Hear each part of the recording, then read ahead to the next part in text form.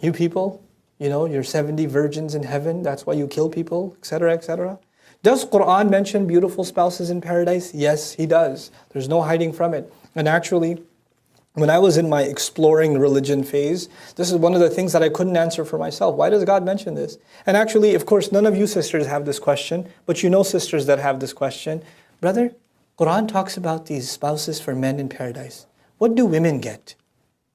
None of you have that question, of course, because you know someone who does. Right? So I'm just talking to that someone. You can tell them about their confusion when we're done with this discussion. Because never has a sister come to me and said, I have this problem. She says, my cousin, my friend, there's a sister I know who was asking me, and I was wondering how I could answer her. Okay, we'll play along, that's fine. No problem. But the question actually arose in my mind too. What's the deal with these kinds of like sensual rewards and beautiful women and all of this stuff? And they're physically being described too. This surah actually minimally describes them physically. But even then, why? And I was kind of seeking the answer, and rahimahullah, I had very brief conversations with this man, Dr. Israr Ahmed. Very briefly did I get to personally meet him. And it's a very intimidating personality, rahimahullah. He passed away. And he was actually visiting New York, and he's sitting there, and the first time I saw him without his hat on, sitting on a couch, and one of the uncles at Marhub's house, he's sitting there, and he's lost in thought. He had like Pat Riley slick hair back, and I was like, yeah, that's scary.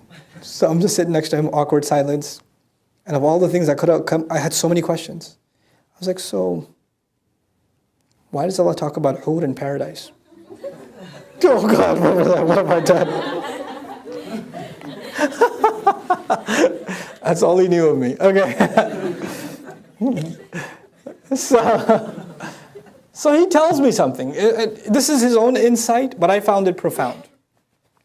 He said that he said it from one perspective, and then actually an elder that I love and respect a lot, again in New York, and shared with me another perspective, piece of wisdom that it's satisfied me at least. I don't know if it'll satisfy you, but I'll share what I found to be satisfying to me. He said, young men in a society that are exposed to fahsha all the time, the thing that the Prophet fears for his ummah is shamelessness the most. And our religion, compared to any other, is the most conservative and the most restricting when it comes to interactions between men and women. From dress code, to the kinds of conversations you can have, to khalwa, to being alone with a non-mahram, to the settings and gatherings and things like that. It has the most restrictions. After all, you guys haven't gone through it, but if you get a chance, go back to the recordings and go through Surah An-Nur. Surah An-Nur talks about even the code of people coming and knocking on your door, that they shouldn't just walk into your house. Let the women make the arrangements and be in a separate place and all of that. There's a proper code, and so much so that there are hours of the day where your children can't walk into the bedroom. They have to knock outside. You have to have code put in your home for gender interaction. It's pretty amazing stuff. How boys after a certain age or kids after a certain age can't share a blanket. They can't even share a blanket with each other. There's so many incredible restrictions about this stuff. There's so many precautions about this stuff in our religion. It's kind of something to wonder about. And then the exact opposite is described in Jannah. Right? This is a young man, he's got no restrictions, he's got beautiful spouses and this and that, and they're this beautiful and that beautiful, and their attributes are being described. And Dr. Sahab rahimahullah said, this is precisely why. This young man is going to go to college and he's going to keep his eyes low, and there's going to be a girl barely dressed. He's going to say, hey, how you doing? And he's not going to look back. He didn't say it that way, but he's not going to look back, and he's going to say, Allah has better for me. No, Allah has better for me. Allah has better for me. And he's just going to keep himself safe. Even though his raging hormones inside are asking him to, his eyes are begging to look. His curiosity is begging. The opportunity is there, the freedom is there, the youth is there, the energy is there, the looks are there, everything is there for him. But he says, no, I'm going to hold back. I'm not going to do it. I'm not going to even take one step in that direction. Allah has better for me.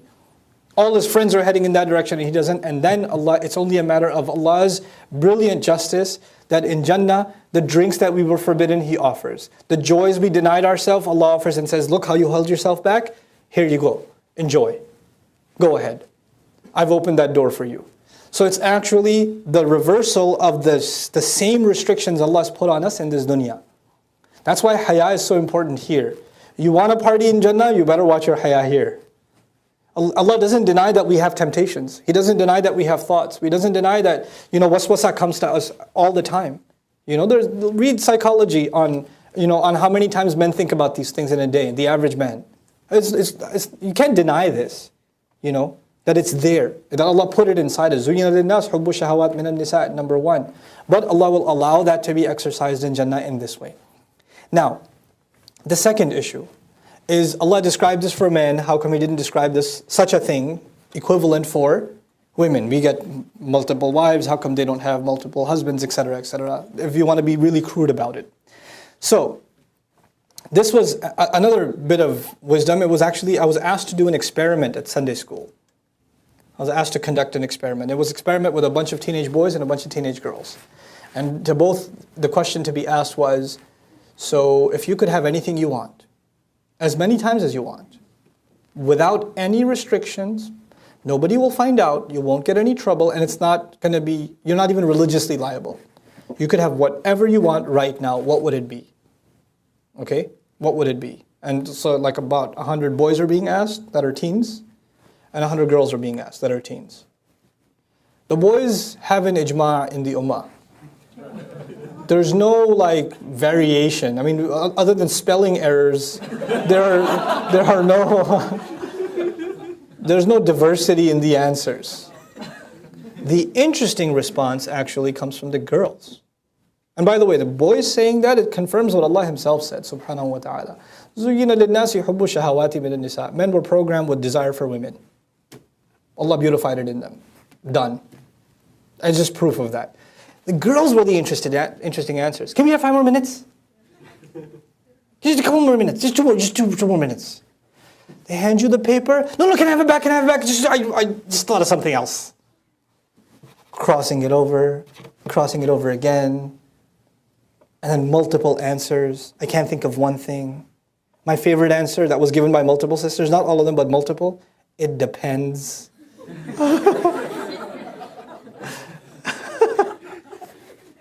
It's too good. It's too good. Others, I just want to be with my mom. Some said a pony. So all kinds of answers. The man I love. I got all kinds of, but it wasn't one answer. The point is, it wasn't one answer. Allah Azza wa Jal made us emotionally monochrome. We're just one way. Overwhelmingly. I mean, there are unique individuals that love books more than they love women, or, there are those.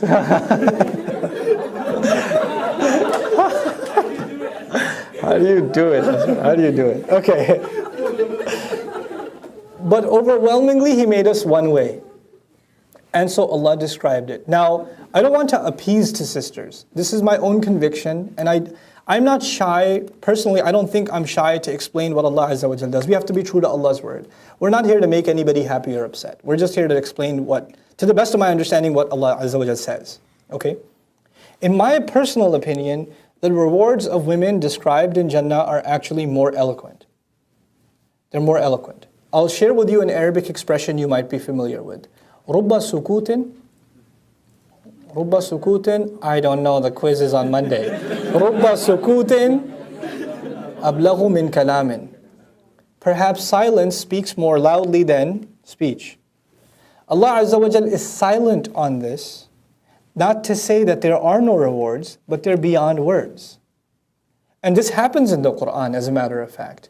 There are rewards for different kinds of deeds, but sometimes there are deeds that are so magnificent to Allah that they can't even be put in words. So what does Allah say about those kind of deeds? فَأَجْرُهُ عَلَى اللَّهِ. Then the compensation of such a deed is on Allah.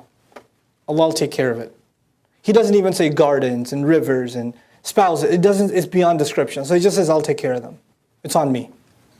That's the reward, by the way, incidentally, that indescribable reward is for someone who forgives somebody. Even if they have had the power to take revenge and they still forgave, then that person gets a reward that can't even be described. Allah just says, I'll take care of him. Ajruhu, it's on Allah. Allah will take care of him. Subhanallah. Now, For women's rewards not to be described is not to take away, but to actually elaborate, further leave to the imagination. And incidentally, no Muslim believer, man or woman, should feel like they're going to be shortchanged. Get to Jannah, you won't be disappointed. What am I going to get though? I don't know if I'll like it. You'll like it. What's the proof you'll like it? Surah Fussilat. Surah number 41.